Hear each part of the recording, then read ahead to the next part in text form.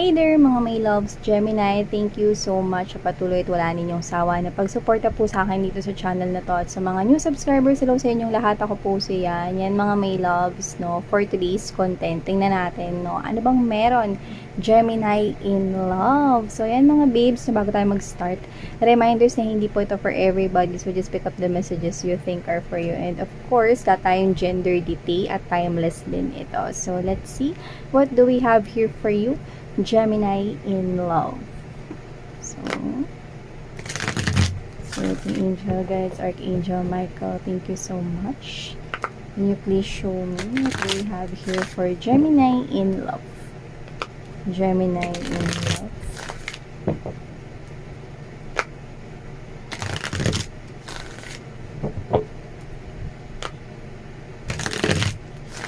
Spirits and angel guides, can you please show me what do we have here for Gemini in love?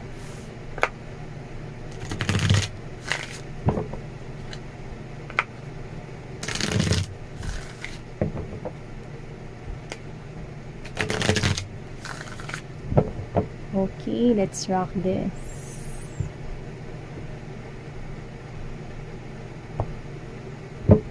So Gemini, first energy we've got right here is the trust. The situation is calling for you to have faith.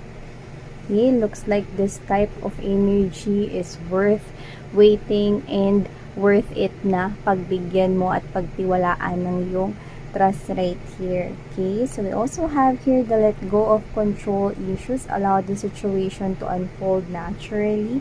Okay, so yun nga mga babes, so nakikita ko rito, no, na pwede kasing meron kayong kakonect right now, no, pero kasi yun nga, maaring ito ay parang close off kayo, no, or parang hindi kayo totally pa nagtitiwala sa kanya. Maybe this is a brand new energy, yan, no, or stranger pa siya sa paningin ninyo.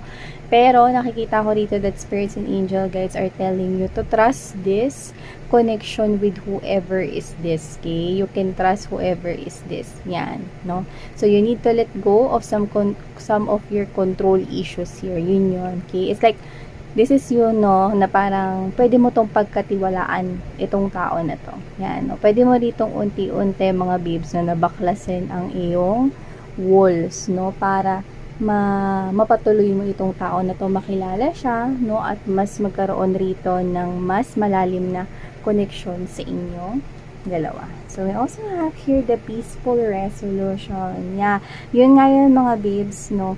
Ang tanging paraan dito is kailangan mo ritong i-heal ang sarili mong issues. Yan, ang mga insecurities mo rito, no, kailangan mo yung shadow work.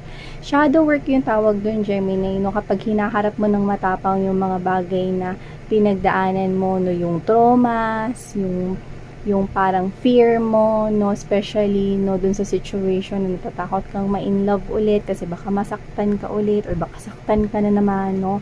Not all people is ganun. Okay? And as I can see, no, with the trust as the first energy, spirits are telling, no, your angels and your spirit guides right here, no, ay sinasabi sa iyo that you can trust whoever is this coming towards your way. Okay? But you need to do the shadow work.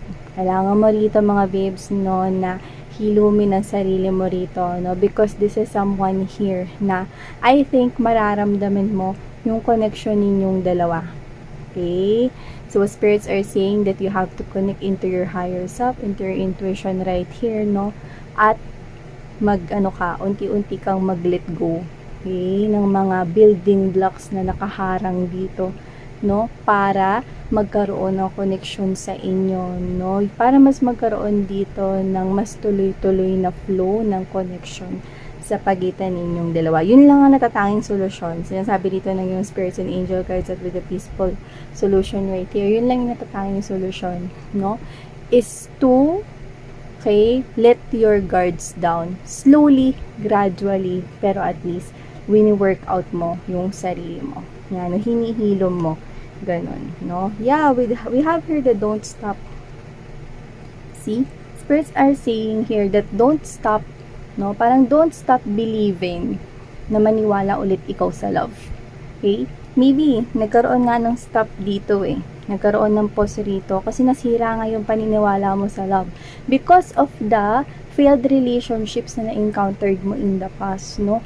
Pero spirits are telling na hindi pare-pareho ang lahat ng mga tao sa earth. Okay? And especially for this new person coming in into your life, no? This person is knocking in your life right here. So for others, parating pa lang ito, no? Mararamdaman mo yung connection ninyong dalawa pero may takot, may kaba, no? May pag-aalinlangan. Pero iba yung sinasabi ng intuition mo. Ang sinasabi ng intuition mo is baka ito na nga, ito na yung tao talaga para sa akin, no? Pero your mind is telling you na hindi, wag, masasaktan ka lang. Yan, no? So, contrary, may magkakaroon ng contrast dito, no? Between your mind and your intuition right here. So, spirits are telling, no, that use your intuition here, mga may loves. Kasi when you use your intuition, it can never be wrong. Okay? Sa lahat ng areas ng decision na gagawin ninyo sa buhay ninyo, kailangan ninyong gamitin ang intuition ninyo upang hindi kayo magkamali sa hakbanging inyong gagawin.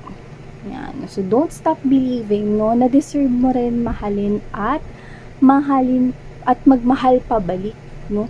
So, whatever the case may be, nakikita ko rito, no, na meron ditong isang bagong love energy, no, love interest na paparating sa buhay ninyo. And pwede mo rito ibaba ang guards mo rito, no. You can let your guards down right here. Okay? You can trust whoever is this and believe that love is real. Okay? May mga dahilan, may mga rason kung bakit ka dumaan dun sa mga failed relationships. Dahil merong mga lessons na dapat matutunan. Okay? Hindi tayo pwedeng mag-shortcut at mag-skip. Okay? It's a preparation. Okay? At ito na nga yun, Gemini. This person coming in into your life or baka dumating na siya sa buhay ninyo, ito na yun, inihahanda kayo para dito sa tamang tao na ito. Taray, diba? And we have here the no with the exclamation right here. Yeah. The spirits, tinan mo. I'll show you. Ganito kasi yan mga mahal eh. See? Pumapagitna yung no sa pagitan ng let go of control issues and peaceful resolution. And ibig sabihin nun, spirits are saying no, no, na mali yung hinala mo rito.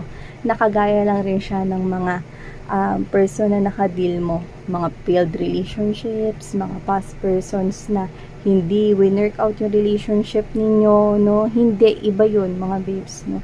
Spirits are telling you guys that you can trust this person here. They're saying no, na mali yung hinala mo, na itong tao na dumadating sa buhay mo, ikakaya lang rin, no? Ng mga taong sumira ng tiwala mo. Yun yung nakikita ko dito. So, your spirits and angels, guys, naiintindihan nila kung ba't ka naging ganyan. Okay? Because of your past experiences right here. But they're giving you here the right person at the right moment. Yeah.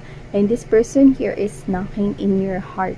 No? And this person here wants you to let him or her into your world. Yan yun, no? So, spirits are saying that you can trust this person right here. And no!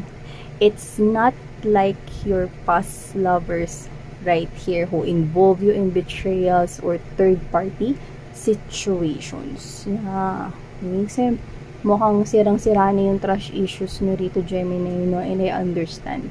Okay? You can do the shadow work, healing yourself, no? Slowly and gradually. Okay lang yan. Hindi man tayo nagmamadali dito, eh. Diba? And we have here the give your relationship a chance, work on your partnership. Okay?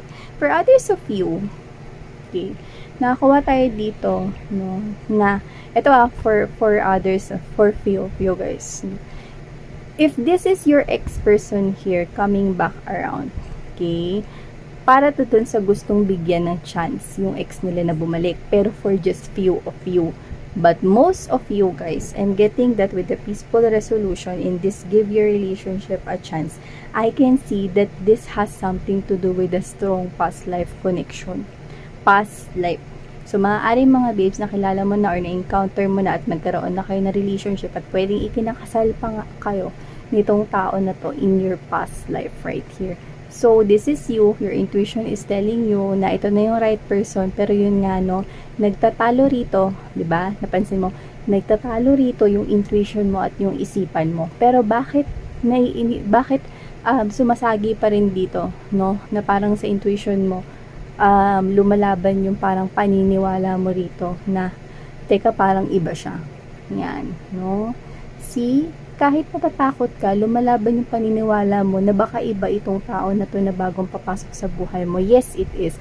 Because most of you guys, this is someone here na pwedeng may strong or intense connection ka na or may connection na sa inyong dalawa nung past life nyo pa lamang. So, yun yung nakikita natin dito, Gemini. Yan, no? Uulitin ko lang, no? Para dun sa mensaheng nakuha natin kanina, no? Kung ex nyo ito para sa iba sa inyo, no? Para dun sa tao rito, no? Na gustong makipagbalikan sa kanilang ex, no? Then this reading is also applicable to you. But most of you, no, karamihan sa inyo, no, ay ito ang inyong past life na kakonik. Yan. Kaya parang ikaw to na. But parang gusto ko siyang pagkatiwalaan. Yan, no? Because there's this strong urge, okay, na familiar ka na sa taong ito. Dahil meron kayong strong past life connection. Yeah, look at this. Choose a new direction right here. Yeah. So, whatever the case may be, huwag kang magpatalo sa fear. Yun yung sinasabi ng iyong angels and spirit guides right here. Huwag ka rito magpatalo sa fear, no? At mag-stuck lang sa sarili mo. You know, sumabay ka dito sa attraction. See, there's this strong attraction, romantic love, enjoying that moment fully. I-enjoy mo yung moment, no? Savor it, no? Because this is your person here. Okay? Kasi this choose a new direction, it's a path wherein namimili ka kung patutuloy mo siya sa buhay mo or wag na lang. Okay? Kasi kaya ganyan, dahil natatakot ka sa mga failed relationships mo na baka masaktan ka lang ulit, no, kasi baka maling tao na naman ito. No. You have to choose a new direction wherein pumunta ka rito, mag-move towards ka na palalimin ng connection mo sa kung sino man to. Yun ang sinasabi dito. Okay? So, kung sino man yan, at natatakot ka na patuloy siya sa buhay mo kasi baka masaktan ka lang, no, pero yung intuition mo sinasabi, nagsusumigaw, no, na pwede mo siyang pagkatiwalaan, then use your intuition. Believe your intuition. Yan, no? So, thank you so much. Teka lang.